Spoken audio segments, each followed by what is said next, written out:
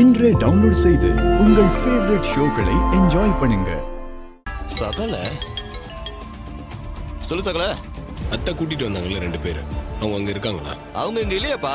கொஞ்ச நேரத்துக்கு முன்னாடி பரபரப்பா 2 பிரச்சனைங்க எங்கேயோ கிளம்பிச்சே. எப்போ போனாங்க? ஏப்பா அத்தையும் ரேவதியும் கிளம்புனாங்கன்னு சொன்னல, அவங்க போன கொஞ்ச நேரத்திலேயே கிளம்பிட்டாங்களே.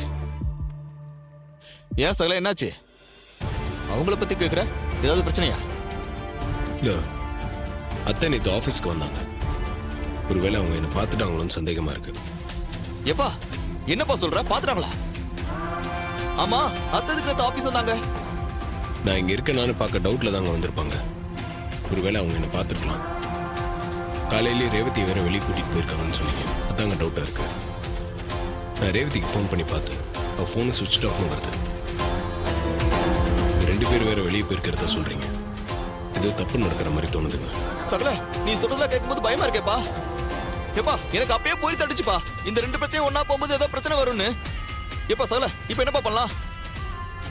நீங்க ஒண்ணு பண்ணுங்க, பக்கத்துல இருக்கிற கோயிலுக்கெல்லாம் போய் இவங்க அங்க இருக்காங்களான்னு கொஞ்சம் பாருங்க. ஒருவேளை இவங்களை அங்க பாத்தீங்கன்னா உடனே எனக்கு கால் பண்ணுங்க. கோவிலுக்கா? சகல நீ சொல்றத பார்த்தா ஏதோ கல்யாண ஏற்பாடு நடந்திருக்கின்ற மாதிரியே இருக்கேப்பா. வாய்ப்பு இருக்குங்க, அதுக்காக தான் உங்களை போய் பார்க்க சொல்றேன். இதோ இப்ப போயிட சகல, நான் பார்த்துட்டு வந்து உனக்கு ஃபோன் பண்றேன். சரிங்க, கொஞ்சம் சீக்கிரமா போங்க. சரிப்பா, நான் உடனே கிளம்புறேன்ப்பா.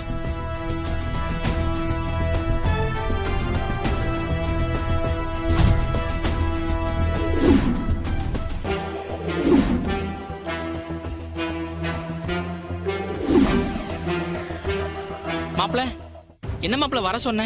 டேய், நான் ஒரு முக்கியமான வேலையை வெளியே போறேன், நீ கொஞ்சம் ஆபீஸ்ல இருந்து பாத்துக்க. ஏன் மாப்பிள, ஏதாச்சும் பிரச்சனையா? வந்து சொல்றேன், நீ இங்கே இரு. சரி மாப்பிள.